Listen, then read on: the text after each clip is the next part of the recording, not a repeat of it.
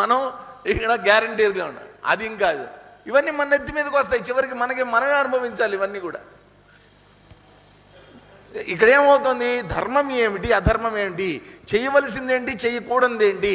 కాబట్టి శిష్యస్తేహం షాదిమాం త్వాం ప్రపన్నం, నన్ను నీ శిష్యుడిగా చేసుకో అని అర్థంలో చెప్పడంలో అర్థం ఏంటి, నువ్వు నా గురువి.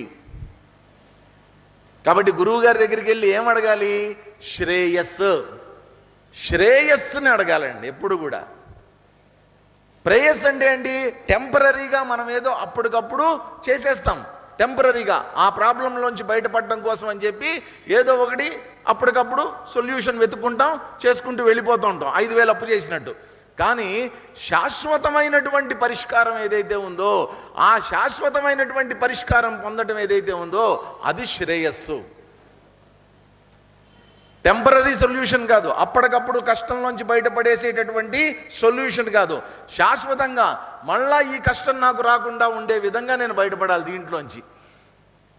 కాబట్టి ఏది శ్రేయస్సు కలిగిస్తుందో దాన్ని నాకు చెప్పు, ధర్మ సమ్మూఢ చేతాహ అని కృష్ణుణ్ణి రిక్వెస్ట్ చేసుకుని షాదిమాం త్వాం ప్రపన్నం, అయ్యా నేను నీ శరణు వేడుతున్నాను. కాబట్టి ఎప్పుడైనా అండి జీవితంలో ఖచ్చితంగా నేను చెప్తున్నాను, ప్రతి ఒక్కళ్ళకి కూడా అది కుటుంబపరంగా అయినా సరే, వ్యక్తిగతంగా అయినా సరే, సామాజికంగానైనా సరే ఒక గురువు అనేటువంటి వాళ్ళు ఉండాలండి. ఏ గురువు లేనటువంటి జీవితం జీవించద్దు దయచేసి. ఎవరో ఒకళ్ళని, మీకు నమ్మకం ఉన్నటువంటి వాళ్ళని, మీకు మార్గదర్శకం చేసేటటువంటి వాళ్ళని, మీకంటే గొప్ప వ్యక్తిత్వం కలిగినటువంటి వాళ్ళని. సన్యాసులు స్వాములే అవ్వక్కర్లేదండి, అది కూడా చెప్తున్నా. ఒకవేళ సన్యాసినో స్వామినో ఇట్లాంటి వాళ్ళని గురువులుగా స్వీకరిస్తే స్వీకరించండి, మంచిదే, సన్మార్గంలో మిమ్మల్ని తీసుకుని వెళ్తారు. కానీ మీకంటే జ్ఞానం కలిగినటువంటి వాళ్ళు, మీకంటే గొప్పవాళ్ళు, మీకంటే ఉన్నతమైనటువంటి స్థితిని పొందినటువంటి వాళ్ళు, మహాత్ములు ఎవరైతే ఉన్నారో అటువంటి వాళ్ళ అడ్వైస్ తీసుకోండి. మనకేదన్నా కష్టం వస్తే మనకంటే తక్కువైనటువంటి వాళ్ళు, అజ్ఞానంలో ఉన్నటువంటి వాళ్ళ దగ్గరికి వెళ్ళొద్దు పొరపాటును కూడా. మీ డౌట్లు వాళ్ళతో చెప్పుకోవద్దు. జీవితంలో అనుభవించినటువంటి వాళ్ళు, కష్టాలు పడి దాంట్లోంచి బయటికి పడినటువంటి వాళ్ళు ఎవరైతే ఉన్నారో అటువంటి వాళ్ళని గురువుగా తీసుకోండి. శంకరాచార్యులు వారు వివేక చూడామణిలో చెప్తారనమాట, గురువు అనేటువంటి వాడు ఎట్లా ఉండాలట, తీర్ణా స్వయం భీమ భవార్ణవం అజ్ఞానపి తారయంతః,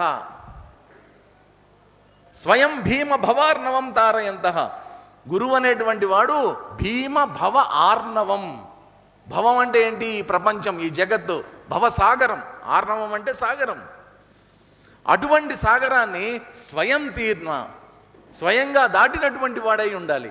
అంతేకాకుండా ఎట్లాంటి వాడు ఉంటాడు అతను, అజ్ఞానపితారయంతః, తను దాటినటువంటి వాడే కాదు ఇంకొకళ్ళని కూడా దాటింప చెయ్యగలిగినటువంటి శక్తి కలిగినటువంటి వాడై ఉంటాడు గురువు. కాబట్టి జీవితంలో అనుభవాల ద్వారా కష్టాల్లోంచి బయటపడినటువంటి వాళ్ళు ఎవరైతే ఉన్నారో అటువంటి వాళ్ళ యొక్క సూచనలు, అటువంటి వాళ్ళ యొక్క సలహాలు మనం తీసుకోవాలి తప్ప ఎవడు పడితే వాడి దగ్గరికి వెళ్ళి గూగుల్లోనూ జెమినీల్లోనూ సెర్చ్లు చేయకూడదండి.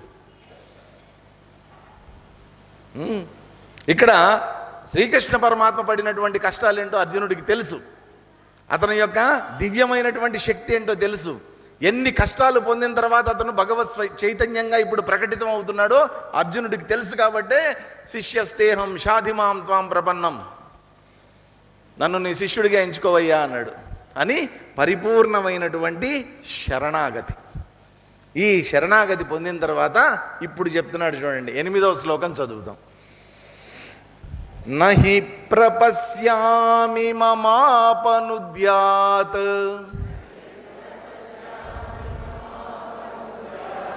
యచ్చోకముచ్చోషణమింద్రియాణాం అవాప్య భూమా వసపత్నమృద్ధం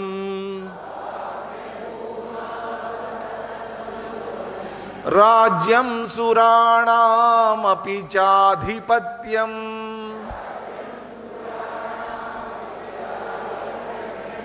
నహి ప్రపశ్యామి మమాపనుద్యాత్ యచ్చోకముచ్చోషణమింద్రియాణాం అవాప్య భూమావసపత్నమృద్ధం రాజ్యం సురాణామపి చాధిపత్యం.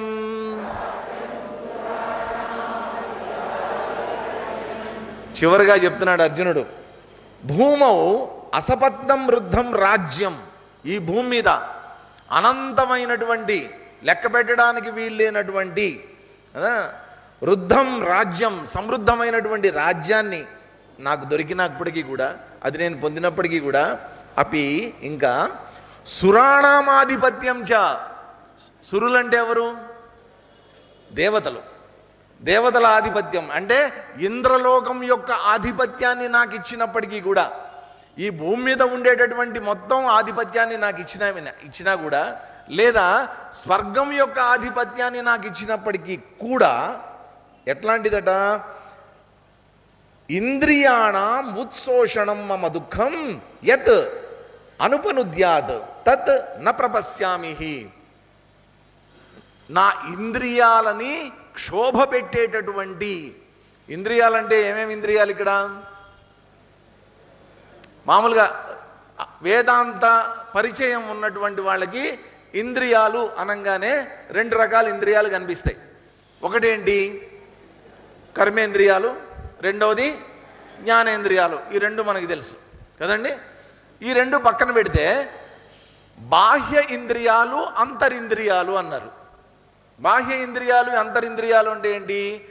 పైకి కనిపించేటటువంటివి. ఈ కర్మేంద్రియాలు, జ్ఞానేంద్రియాలు ఇవన్నీ కూడా పైకి కనిపించేటటువంటివి. అంతరింద్రియాలు అంటే లోపల ఉండేటటువంటి మనస్సు, బుద్ధి.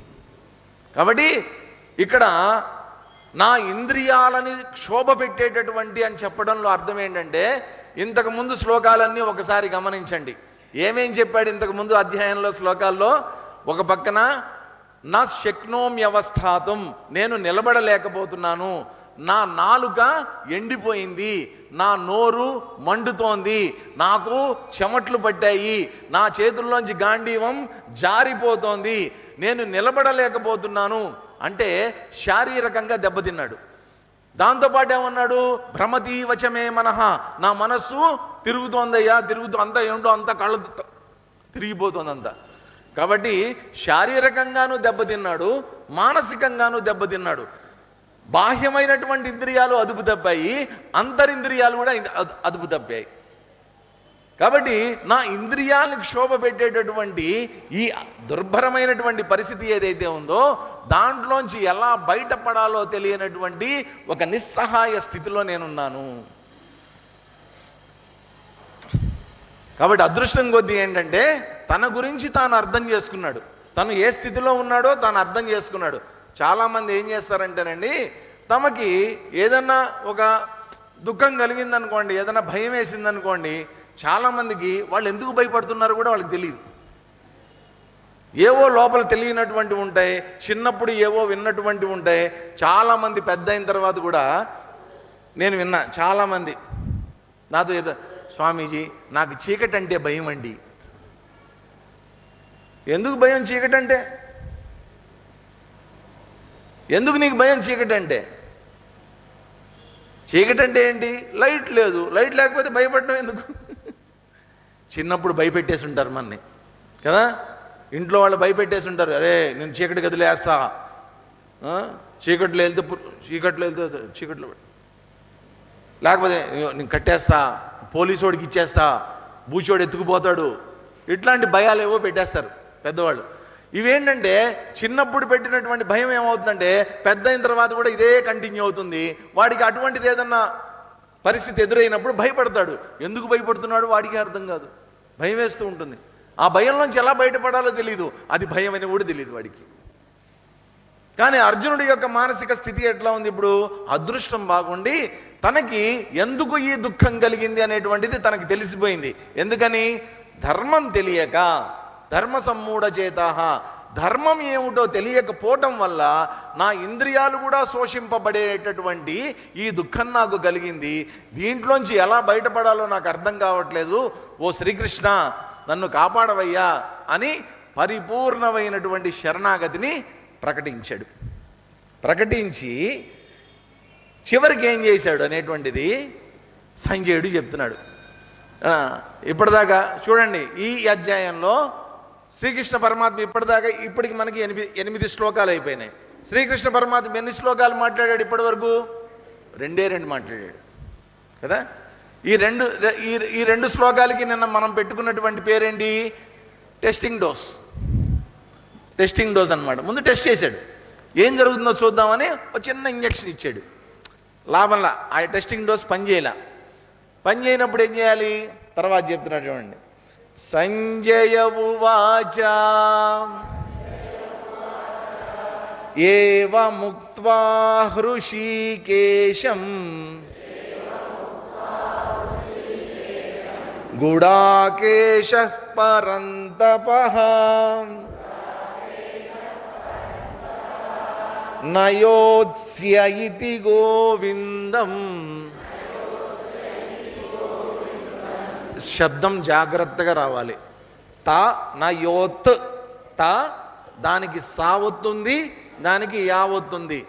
సా అనకూడదు, సియా. సాతో పాటు యాని కూడా పలకగలగాలి మనం. నయోత్స్య ఇతి గోవిందం ఉక్త్వా తూష్ణీం బభూవః. సంజయ ఉవాచ ఏవముక్త్వా హృషీకేశం గుడాకేశః పరంతపః నయోత్స్య ఇతి గోవిందం ఉక్త్వా తూష్ణీం బభూవః.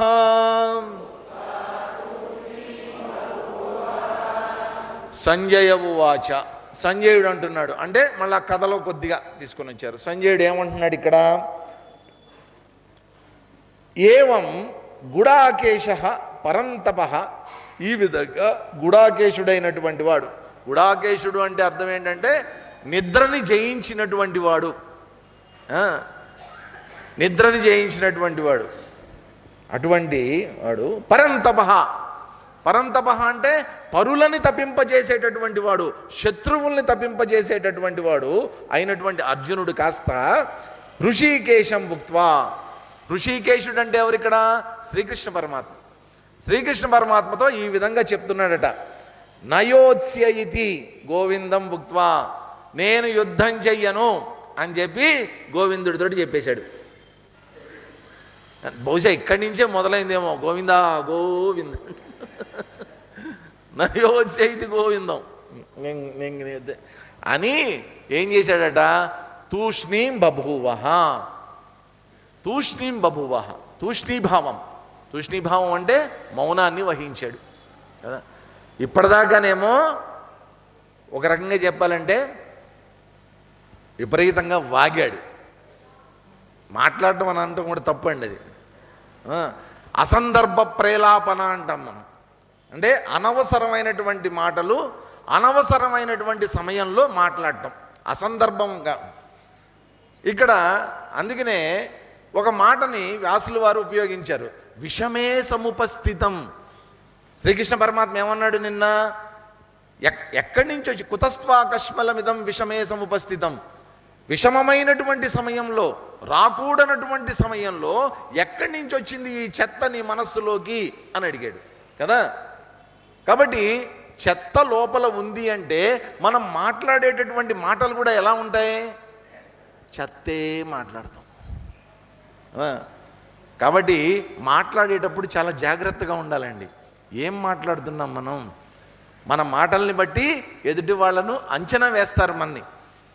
మనలో ఎంత జ్ఞానం ఉంది, మనం ఎటువంటి మాటలు మాట్లాడుతున్నాం, దాన్ని మన జ్ఞానాన్ని అంచనా వేయడానికి ఒక అవకాశం దొరుకుతుంది ఎదుటివాడికి.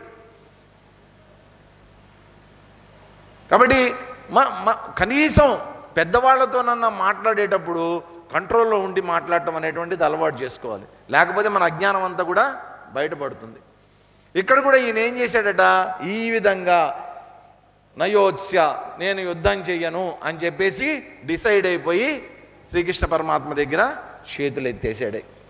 అంటే ఎప్పుడైనా కూడా అండి మౌనం అనేటువంటిది ఎప్పుడు వస్తుంది చెప్పండి? మౌనం ఎప్పుడు వస్తుంది?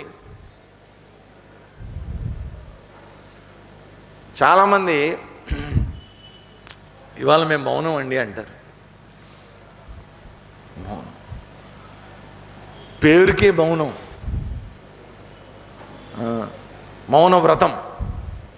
ఇవాళ మేము మౌన వ్రతం, పైకేమో మౌనంగా ఉన్నట్టే కనిపిస్తూ ఉంటారు. వాళ్ళు అందరితో చేయాల్సినటువంటివన్నీ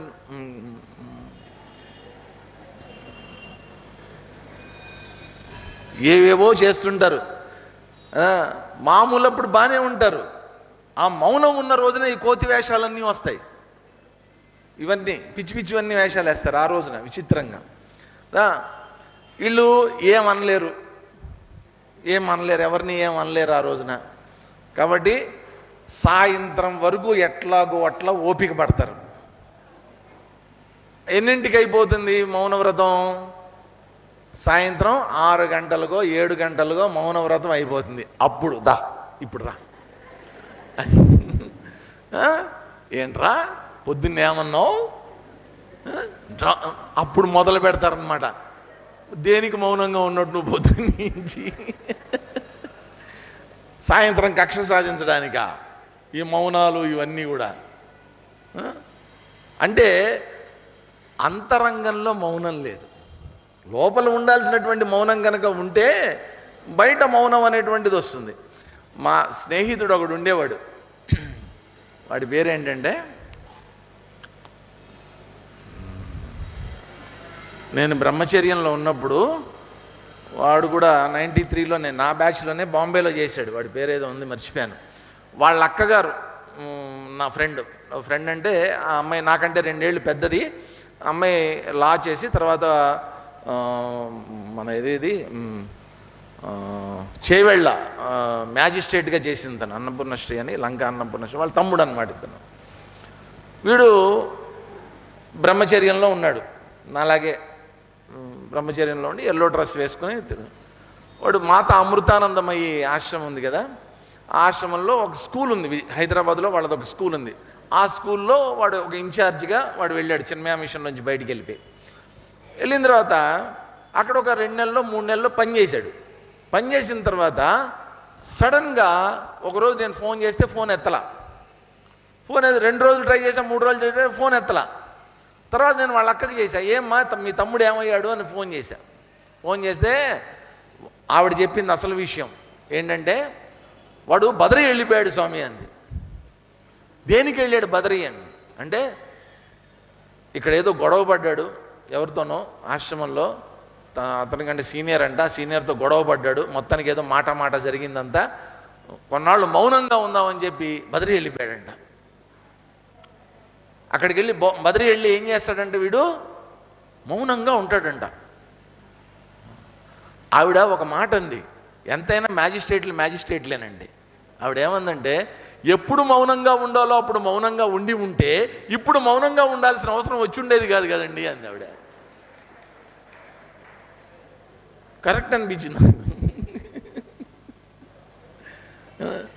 మనం ఎప్పుడు మౌనంగా ఉండాలో అప్పుడు మౌనంగా ఉండం, అప్పుడు అన్నెసెసరీగా మాట్లాడతాం, ఆ తర్వాత మౌన వ్రతాలు చేస్తాం. ఇక్కడ కూడా అర్జునుడు ఇప్పటిదాకా వాగాల్సిందంతా వాగేశాడు. మాట్లాడటం కాదండి, వాగటమే ఇదంతా. అందుకనే కదా శ్రీకృష్ణ పరమాత్మ అంది, ఏదో పెద్ద పండితుడిలాగా మాట్లాడుతున్నావే నువ్వు అని. ప్రజ్ఞావాదాంశ భాషసే, ఏదో పెద్ద ప్రజ్ఞ కలిగినటువంటి వాళ్ళలాగా, జ్ఞానం ఉన్నటువంటి వాళ్ళలాగా మాట్లాడుతున్నాను, పిచ్చి మాటలు ఇవన్నీ అని చెప్పి ఇప్పుడు మౌనంగా ఉన్నాడట. అంటే ఏంటంటే లోపల ఉన్నదంతా ఎగ్జాస్ట్ అయిపోయింది, మొత్తం అంతా ఇంకా ఏడవడానికి ఇంకేం లేదు, అయిపోయింది, చెప్పుకోవాల్సిందంతా చెప్పేశాడు. కాబట్టి మనం కూడా ఒక విషయం నేర్చుకోవాలి ఇక్కడనే శ్రీకృష్ణ పరమాత్మ దగ్గర నుంచి. ఏం చేయాలి? ఎవడన్నా మన దగ్గరికి వచ్చి ఏదన్నా చెప్పుకుని ఏడుద్దామని ప్రయత్నం చేశాడు అనుకోండి, ఏం మాట్లాడొద్దు, సైలెంట్గా ఉండండి. ఏడ్చినంతసేపు ఏడుస్తాడు, ఏడిచిన తర్వాత వాడే తూష్ణీం బబువా, వాడే సైలెంట్ అయిపోతాడు. అప్పుడు మీరు ఏదన్నా చెప్పడానికి ప్రయత్నం చేయండి. వాడు ఏడుస్తున్నప్పుడే అయ్యో ఎందుకు నెవర్. ఈ విషయాన్నే తర్వాత శ్లోకంలో చెప్తున్నారు చూడండి. తమువాచ హృషీకేశః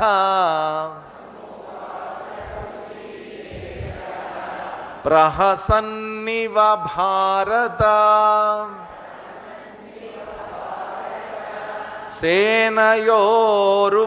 సేనయోరుభయోర్मध्ये విషీదంతమిదం వచః తమువాచ హృషీకేశః ప్రహసన్నివ భారత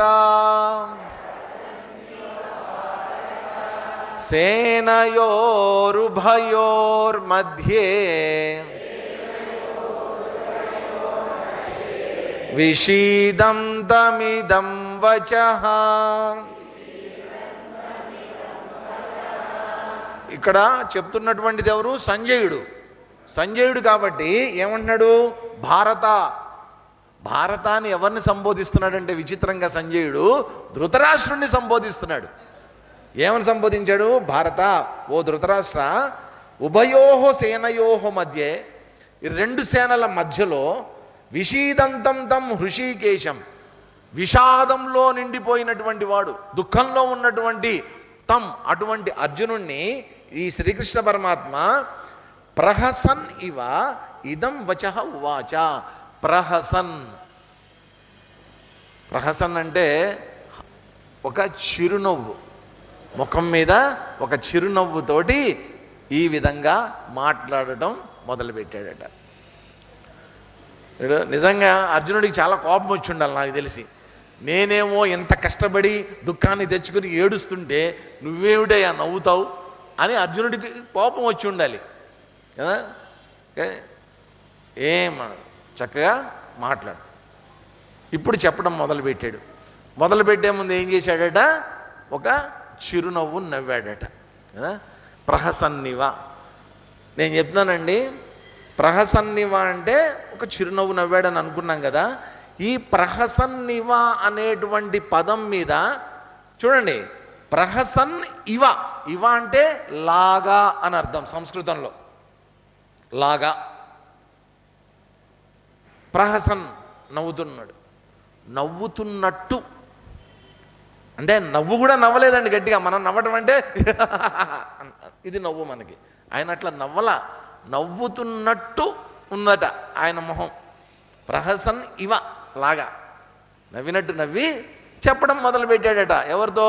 విషీదం, విషాదంలో ఉన్నటువంటి అర్జునుడికి ఈ విధంగా చెప్పడం మొదలుపెట్టాడు. ఈ ప్రహసన్ అనేటువంటి పదం మీద, ఒకే ఒక పదం మీద ఇంతింతలా పుస్తకాలు ఉన్నాయి. ఎందుకు శ్రీకృష్ణ పరమాత్మ నవ్వాడు అనేటువంటి దాని మీద ఇంతింతలా పుస్తకాలు రాశారు. ఎందుకు నవ్వాల్సి వచ్చింది? That is the technique. ఇప్పుడు ఒకసారి ఆలోచించండి ఊరికినే. ఏంటంటే కడుపులో ఏదో నొప్పి, కష్టంగా ఉంది. పొద్దున్నుంచి ట్రై చేస్తున్నా, తగ్గుతుందేమో అని ట్రై చేస్తున్నా. సాయంత్రానికి ఇంకా ఎక్కువ అవుతుంది, ఇంకా ఎక్కువ అయిపోయింది, భరించలేకుండా అయిపోతుంది నొప్పి. సాయినగర్లో ఏ సందులోకి పోయినా డాక్టర్లు ఉంటారు మనకి పక్కనే. పోయి డాక్టర్ గారి దగ్గరికి పోయాను. సార్ పొద్దున్నుంచి కడుపులో నొప్పి అండి ఏడుస్తూ చెప్పడం మొదలుపెట్టి ఆయనకి చెప్తుంటే డాక్టర్ గారు కూడా అయ్యో నీకెంత కష్టం వచ్చింది, నీకేనా కడుపు నొప్పి అని ఆయన కూడా ఏడవడం మొదలుపెట్టాడు అనుకోండి. ఏమవుతుంది? డాక్టర్ ఏడవడు ఎప్పుడు కదా. డాక్టర్ ఏడిస్తే డాక్టర్ కాదు ఆయన. ఆయన ఏడవడు. ఆయన ఎట్లా ఉంటాడు ఎప్పుడు కూడా, ఏం పర్వాలేదా, నేను ఉన్నాను కదా, నేను చూసుకుంటాను కదా, ఏం కాదు అని ఆయన నవ్వుతూ సమాధానం చెప్పాలి. ఆయన వైద్యం నవ్వుతూ చేయాలి. అంతే తప్ప వచ్చిన రోగి ఏడుస్తున్నాడు కదా అని చెప్పి ఆయన కూడా ఏడవడం మొదలుపెట్టాడు అనుకోండి, రోగి జబ్బు ఇంకా ఎక్కువ అవుతుంది. అందుకని ఆయన నవ్వుతూ చక్కగా రిసీవ్ చేసుకుని, పర్వాలేదయా నీకు వచ్చిన కష్టం. అందుకనే శంకరాచార్యులు వారు చెప్తారనమాట, ఒక దూర్వాగ్ని తప్తం. ఆ శిష్యుడు ఏమని చెప్తాడంటే గురువు దగ్గరికి వెళ్ళి, ఓ గురు, ఈ సంసార దావానలం అనేటువంటి దావాగ్నిలో నేను దహింపబడుతూ ఉన్నాను.